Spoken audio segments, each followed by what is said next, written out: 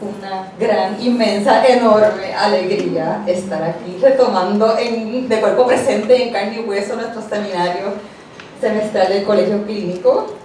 Como saben, quizá la mayoría, ¿verdad?, se estuvo sosteniendo aquí en el espacio de la Alianza Francesa hasta que la pandemia nos obligó a irnos a la modalidad virtual, de la cual ha sido como difícil salir, pero estamos saliendo hoy y agradecemos que hayan movido sus cuerpos hasta aquí.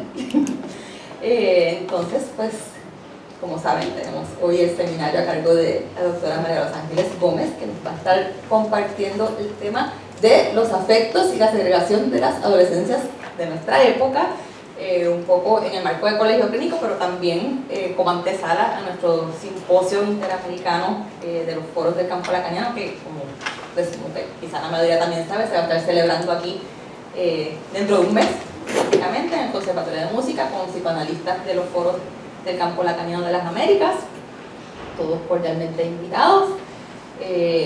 Y entonces, bueno, pues yo creo que la doctora Gómez no necesita mucha presentación, pero por si acaso, ¿verdad?, por lo menos, decir que ella es analista, miembro de la Escuela de los Foros del Campo Lacaniano, nuestra maestra con M mayúscula de muchos de los que estamos aquí, profesora, autora, psicoanalista queridísima y reconocidísima aquí y fuera de aquí, ¿verdad?, a nivel internacional, de los foros. No sé qué más decir, estamos muy contentos de estar aquí para escucharte una vez más.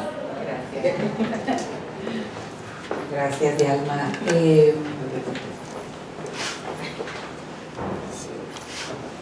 Era para ver si se podía, pero no se puede. Bueno, sí, una gran alegría retomar en la presencialidad, ¿no?, en este encuentro, sobre todo con el tema que vamos a abordar, que es el tema de las adolescencias, que sin duda ponen la cuestión del cuerpo en primera línea, ¿no?, en nuestro trabajo clínico, y que nos convidan, ¿verdad?, para los que trabajan con adolescentes, nos convidan, ¿verdad?, a replantearnos muchas preguntas de qué es lo que estamos, ¿verdad?, trabajando ahí, ¿no?, que no es un niño, o por lo menos está dejando de serlo, ¿no?, pero tampoco está tan claro, ¿verdad?, cómo ubicarse y cómo ubicarlos más allá de nombrarlos como adolescentes, ¿no? Así que mi idea es dividir el seminario en 3 tiempos, como lo he hecho siempre, aunque vamos a estar trabajando solamente el tronco de la mañana. Vamos a tener un periodo de descanso alrededor de las 10:30 por ahí, 40 por ahí. Así que los 3 tiempos son algunos apuntes sobre la adolescencia en nuestro tiempo, el laberinto afectivo de la adolescencia y, como verán, y esa va a ser la apuesta también de lo que voy a hablar con ustedes, pases e impases actuales para las adolescencias, con la pregunta sobre la manera como el significante segregación y cómo las prácticas segregativas se juegan y se conjugan en relación a eso que nombramos las adolescencias. Y es claro, ¿verdad?, que cuando uno dice adolescencia, cabría preguntarse si uno se sostiene en una suposición, ¿verdad?, de qué es eso que nombramos adolescencia, ¿no?, y qué es lo que intentamos cernir, qué es lo que intentamos de alguna manera nombrar, ¿no? Porque realmente la adolescencia es una invención de la modernidad. No había antes ese referente a ese tiempo, vamos a decir, intermedio, ¿no? Y es un significante que entonces proviene del otro, ¿no?, del otro de la cultura de finales del siglo XIX, para designar un momento particular de la vida, del orden de un tiempo lógico, propio para cada uno. Y sabemos, ¿verdad? También, y eso, si uno se va a cualquier lectura, incluso no psicoanalítica, que cuando se habla de adolescencia se habla de una relación inédita con la sexualidad, con la muerte. Sabemos que los adolescentes son generalmente los que van a la guerra, son los jóvenes que a los 18 años ya son cooptados, incluso antes, para ir a la guerra. Pero también, y esto es interesantísimo porque una de las cosas que se plantea es que la emancipación en el significante adolescencia permitía entonces denotar la idea de que eran sujetos que al no ser ya niños podían entrar al mercado y al mundo de la productividad, podían ser trabajadores. Y eso me parece también importante, ¿no? Aunque fueran trabajadores de la guerra. Pero cuando hablemos de temporalidad, me parece, y esto quiero que lo tengan ahí a través de toda la reflexión que vamos a hacer,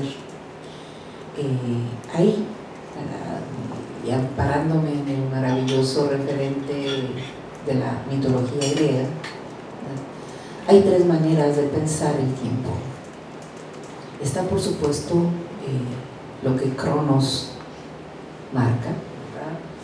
Que es lo ineludible del devenir, o sea, no hay posibilidad de detenerse, ¿verdad?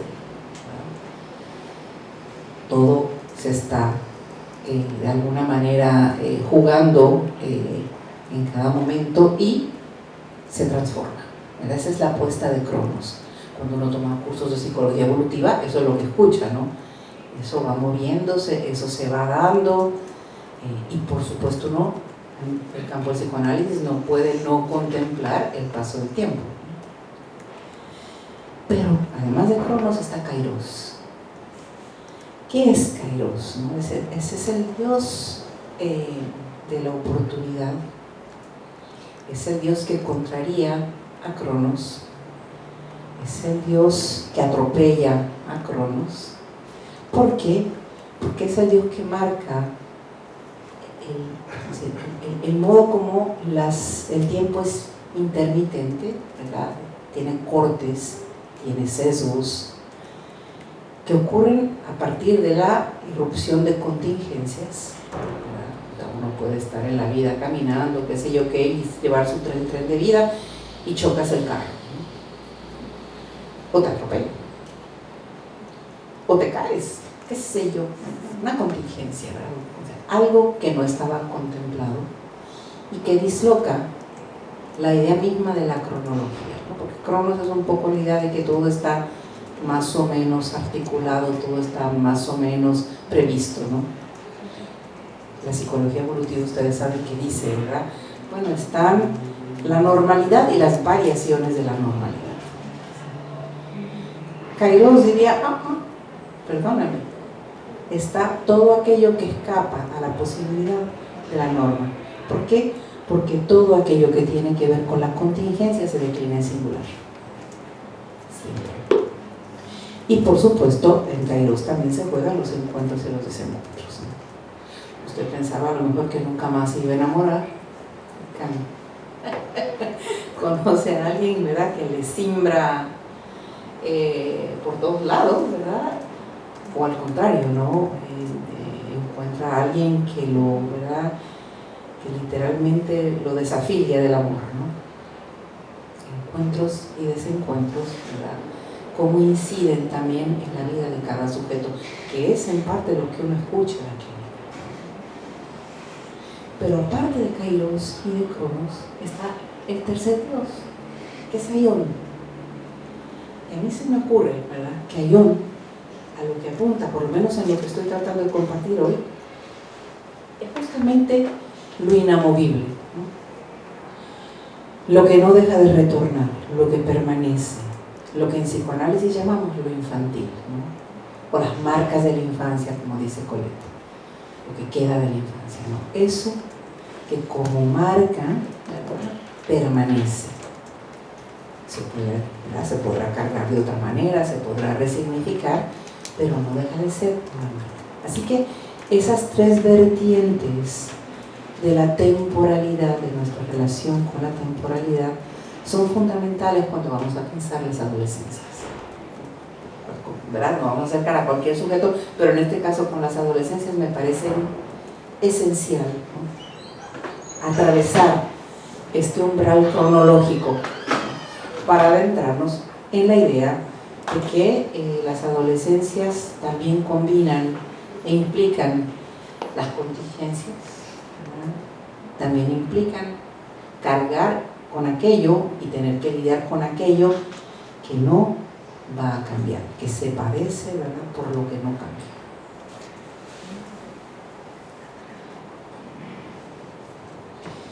Si ustedes, ¿verdad?, quieren comenzar a trabajar con la adolescencia, pues me parece que uno de los principales referentes es el tercer ensayo de 3 ensayos de teoría sexual, por supuesto, ¿no?, que es la metamorfosis de la pubertad. A mí se me ocurre, ¿verdad?, recoger 4 ejes que son esenciales en lo que Freud destaca, ¿verdad?, de esa metamorfosis, ¿no? Y por supuesto, lo que él dice que son las transformaciones en el orden del cuerpo y, lo cito, el destaque de las zonas rectoras. Me parece maravillosa esa manera de nombrar en Freud, ¿verdad?, en el hombre y la mujer. Y ya van a ver por qué, ¿verdad?, esto nos va a servir para lo que viene más adelante, ¿no? Entonces están esas transformaciones que, ¿verdad?, que implican la distinción, dirá Freud, ¿no?, de unas zonas, y me parece que el significante rector es importante, ¿no?, ¿verdad?, que implican, ¿verdad?, por lo menos la consideración, estamos hablando de 1905, ¿verdad?, de lo que revierte a lo que rige de la rectoría, ¿no?, que rige al hombre y lo que rige a la mujer. Vamos a ir poniendo eso ahí, ¿no? El segundo elemento que Freud destaca es, ¿verdad?, la nueva oleada de la sexualidad con el resurgimiento impetuoso de lo que él llama el erotismo genital, ¿verdad?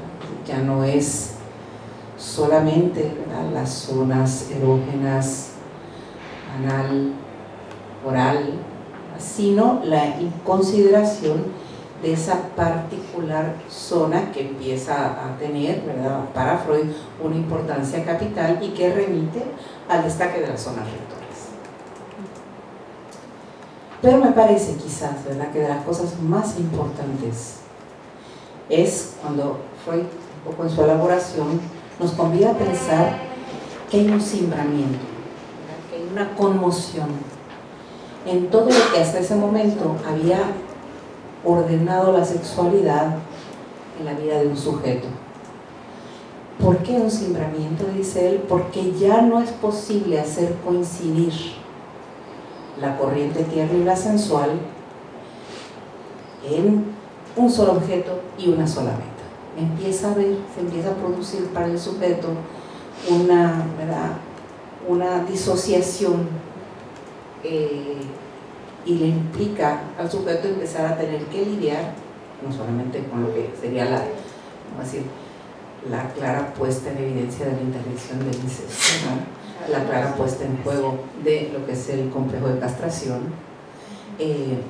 sino, ¿verdad?, en su propio despliegue libidinal, el empezar a contrastar, ¿verdad?, que no todo se acomoda en una sola lógica, en una sola corriente, ¿no? Entonces, eso me parece que Freud, al destacarlo, hinca ahí algo fundamental, ¿no?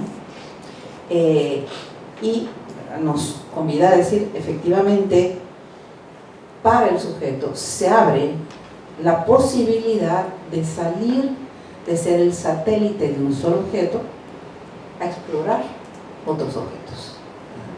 Va a ser el paso, lo voy a hablar más adelante, la posibilidad de salir de la endogamia hacia la exogamia, ¿no?, empezar a encontrar otros objetos de referencia en el campo de lo libidinal. Entonces, ¿qué implica la adolescencia? Como vamos viendo, un cimbramiento que también implica a las figuras parentales.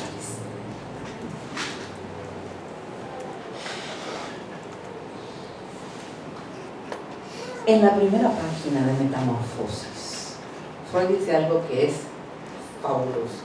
Él dice que esa experiencia, ¿verdad?, de simbramiento se homologa, dice él, al hecho de una perforación, ¿no? Y en la versión Amorto es de perforar un túnel por los dos costados a la vez. Me parece, ¿verdad?, que eso, es decir, de entrada, vale la pena un poco plantear que aquí está haciendo referencia a Freud, ¿no? ¿Qué es lo que se agujerea ahí, ¿no?, en esa experiencia subjetiva y en esa experiencia corporal que el sujeto está teniendo, ¿no? Podríamos decir que ese agujeramiento, esa perforación implica, por un lado, ¿no?, el referente de las figuras parentales, o sea, eso, ¿verdad?, que obturaba, tapaba, ¿no?, la exposición del sujeto a la exogamia, la exposición del sujeto al otro, la exposición del sujeto, ¿verdad?, al mundo exterior más allá de los padres. Eso estaba tapado por la consistencia del otro, ¿no? El otro todo lo suplía. En principio el otro todo lo tapaba. Para Freud, ¿verdad?, el empezar a poner en consecuencia el simbramiento, que eso, ¿verdad?, eso pone a jugar, implica, ¿no?, que esa consistencia del otro como todo referente, ¿no?, como único referente, se agujerea. ¿Qué quiere decir eso? Que la experiencia adolescente, la entrada, empieza a confrontar a ese sujeto con que no todas las respuestas las va a tener el otro, con que no puede buscar en el otro el sentido de todo lo que le está pasando, por más cursos de sexología que tome o que le quieran dar en la escuela. Hay algo ahí que lo desborda y que va a tener que ver con el sinsentido de lo que está viviendo, ¿no?, que no tiene manera de ser respondido ni de encontrar respuesta en el otro. Y eso para Freud es fundamental. Es fundamental la experiencia, pues una experiencia de castración, ¿no?, que el sujeto pueda encontrarse, ¿verdad?, con ese primer agujero en la consistencia del otro. Por otro lado, ¿verdad?, al menos esa es la manera como yo lo recojo, ¿no?, el otro extremo, la otra perforación, ¿no?, tiene que ver con esa experiencia de intimidad que el niño tenía, ¿no?, de estar justamente abrigado, ¿no?, de ser objeto, por decirlo así, ¿no?, una intimidad en donde sobre todo el objeto no tenía que ser un sujeto deseante. Al adolescente, por lo menos esta es mi lectura y lo podemos conversar, ¿verdad?, se le apertura el agujero de Falca, ¿no?, una posibilidad hacia el deseo, asumir un lugar de sujeto deseante. Así que ese doble agujero me parece a mí fundamental para nuestro trabajo clínico. ¿Por qué? Porque los que trabajan con adolescentes, si algo sabemos, ¿verdad?, es que los padres, cuando vienen a traer al adolescente, vienen justamente porque están resintiendo las consecuencias de que el adolescente, ¿verdad?, está enfrentándose con ese agujero, ya no los busca igual, ya no los tiene como único referente, y eso no le hace la vida más fácil al adolescente, para nada, pero le apertura una vía, ¿verdad?, en otra dirección que la de ser objeto del fantasma de los padres y estar pillado en la fantasía de los padres. ¿Hasta ahora estamos bien? Entonces, son dos agujeros, uno en relación al saber y el otro en relación al goce. Uno en relación al saber, en tanto el sujeto también descubre que el otro no le va a dar la respuesta y que no sabe, que los referentes que tenía, incluso las teorías sexuales infantiles, que le permitían funcionar y dar cuenta hasta ese momento, ¿verdad? Encuentran un punto de desafío. Y por el lado del goce, porque el sujeto empieza también a experimentar, ¿verdad?, en esa intimidad del cuerpo algo que lo desborda, algo que va más allá, ¿verdad?, de la experiencia polimórfica de la sexualidad infantil, y que, ¿verdad?, en esa oleada, como dice Freud, de una sexualidad libidinal que irrumpe en ese momento, el sujeto tiene, ¿verdad?, un poco que dar cuenta de los efectos de cimbramiento que eso tiene sobre él, ¿no? Pero recordemos, lo importante aquí es que San Freud, que no, es el doble agujero, que me parece, ¿verdad?, esa es una aportación inmensa, ¿no?, para nuestro trabajo clínico. Podríamos decir entonces, ¿no?, que Perdona, sí, es que tengo una pregunta aquí.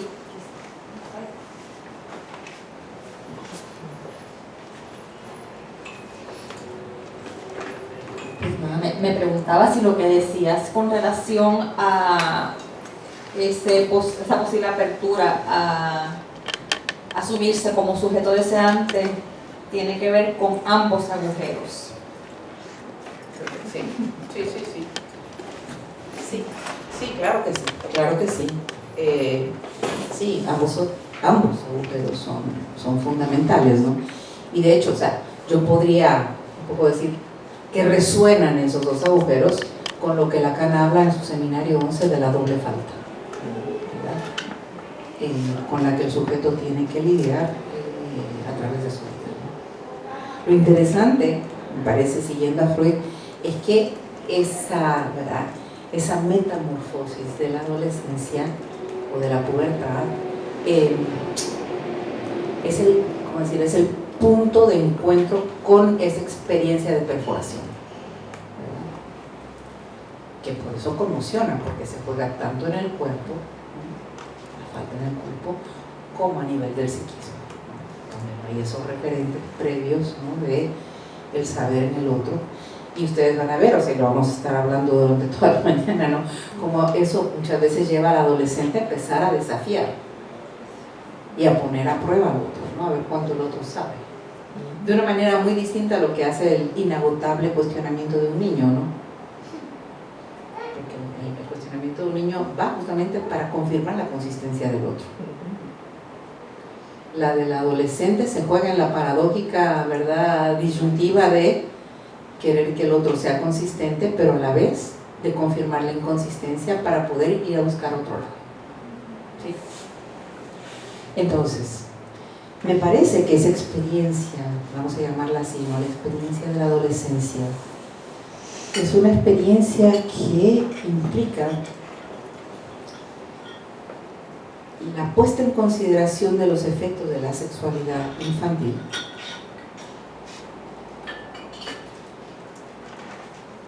y cómo la sexualidad infantil se va a anudar o a intentar anudarse con lo que llamamos la sexuación y la posición sexual. Es decir, el cómo asumir ese cuerpo que me tocó, era ese cuerpo con el que vengo lidiando, ¿no?, y con las transformaciones que está teniendo. Además, ¿verdad?, es una experiencia en donde se da la oportunidad de empezar a hacer un armado del fantasma, más allá del fantasma de la madre, ¿no?, de ser un objeto del fantasma de la madre, o de ser simplemente, ¿cómo decir?, un sujeto enredado en la fantasía del otro. Y eso los padres lo resienten también un montón. Los padres resienten inmensamente que un hijo empiece a hacer su propio armado, ¿no? Y lo viven literalmente a veces como una guerra, ¿no? Él se está armando para una guerra y sin duda lo está haciendo. Pero ese armado, que tampoco es sencillo y tampoco necesariamente se logra fácilmente, ¿no?, eso le va a llevar, ¿verdad?, a una posición también a nivel de la neurosis particular, ¿no? Exige, ¿no?, que ese sujeto salga, ¿no?, de ese lugar que sostenía principalmente a la madre en su fantasma. Por eso los padres, muchas veces la queja de los padres es que el chico ya no está haciendo lo que antes hacía. Era tan bueno, Dios mío, él era tan bueno, ¿no? Y ahora lo que está haciendo no, o sea, ya no me quiere.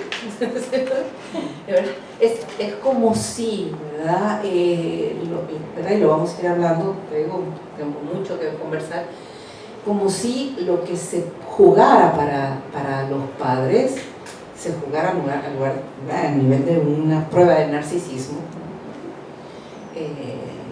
y para el adolescente es una prueba mucho más vital, porque se juega su propia experiencia de vida, ¿no?, de sujeto deseante.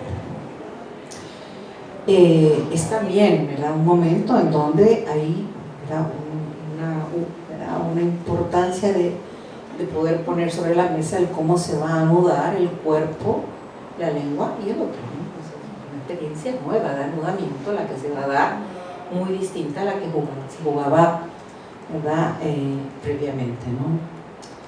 Y es un tiempo, pienso yo también, en donde ¿verdad?, se está tratando de construir algunos diques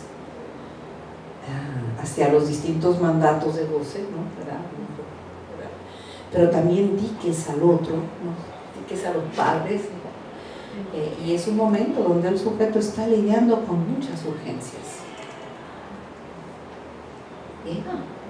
tratando, ¿verdad?, de armarse algo propio.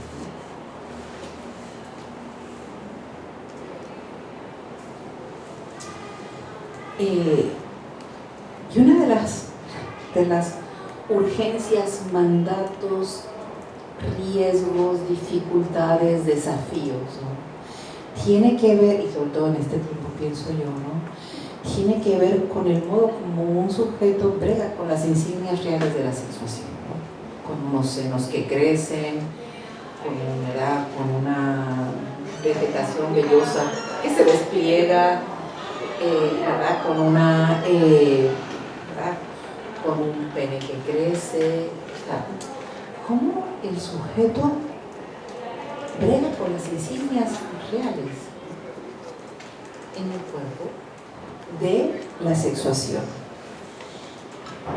y cómo además lidia con las identificaciones tanto imaginarias como simbólicas con las que cuenta, ¿no?, con las que viene arrastrando. Tú eres una niña, o tú eres un niño, ¿verdad?, o se supone que tú seas esto, se supone que tú hagas lo otro, etcétera, etcétera, ¿no? Es un torbellino, por eso lo puse así, ¿verdad? Y lo que casi no se ve, pero ¿verdad?, ahora me parece muy lindo que quede así, son las marcas de la infancia, ¿verdad?, porque es algo que queda un poco así, como una marca medio desdibujada, pero que está. Esos tres elementos son fundamentales para que el sujeto pueda hacer una elección de una posición sexual que se va a dar, pienso yo, ¿verdad?, desde una urgencia que puede dar paso a un impasse o a una precipitación. Y sabemos, ¿verdad?, que en la actualidad, en parte por el discurso capitalista, por todo lo que se está jugando afuera, ¿no?, por todo el embate de estos discursos, ¿verdad?, que se juegan en las redes, ¿no?, ahí, ¿verdad?, cada vez como una especie de mandato a asumir esa posición tempranamente, cada vez más temprano.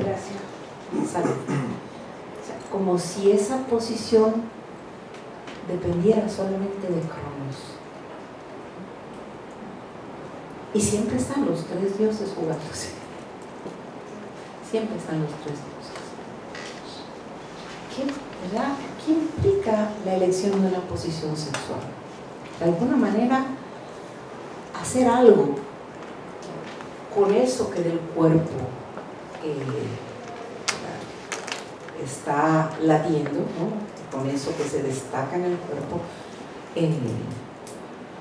con las identificaciones y con las marcas de la infancia. Y las identificaciones sabemos que tienen que ver con el otro y con los otros, ¿verdad? Las imaginarias tienen que ver con los otros, ¿no? Con lo que el sujeto recoge, con lo que ve, con lo que lee, ¿no? Y cómo eso perturba también y cómo eso entra a jugar en su ecuación de elección, ¿no? Uno puede preguntarse, ¿verdad? ¿Cuándo es que eso se elige? ¿No? ¿Y cómo, verdad? No solamente cómo, sino cuándo, en qué momento. Yo diría, por ahora, que en un tiempo lógico muy particular. En un tiempo lógico en donde el sujeto, ¿verdad?, ni impasse ni precipitación, ni haciéndolo en el impasse ni en la precipitación, sino en la tramitación de la experiencia propia del cambio, en donde puede, así de alguna manera, torear, como decimos, ¿no?, las demandas del otro, de que se posicione de alguna manera, ya sea tradicional o no tradicional, ¿no? Ayer hablábamos, por ejemplo, de eso, ¿no? Ayer hablábamos de cómo, ¿verdad?, en este cambio inmenso que hemos tenido, ¿verdad?, entre el dominio de este referente del binario hombre-mujer, hemos pasado a una especie de continuidad de lo masculino a lo femenino, que no la hace, pienso yo, más sencilla para los sujetos.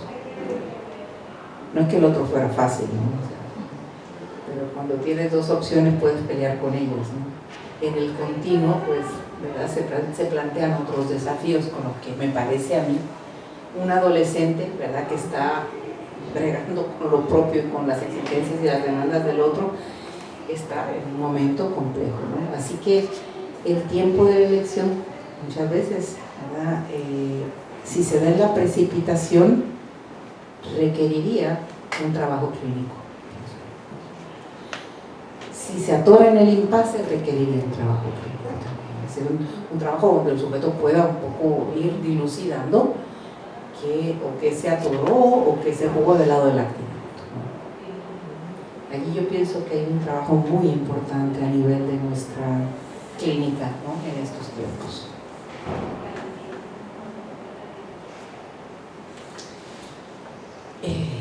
Y por supuesto, ¿no?, todo esto tiene que ocurrir no sin el otro, el gran otro, ¿no? Una de las cosas que Freud dice, ¿no?, es que, o sea, si bien es cierto que el adolescente tendría que desasirse, ¿no?, separarse de los ideales e imagos parentales, también esas figuras parentales tienen de alguna manera hacer posible que eso ocurra. Pues si ponen pegas, si ponen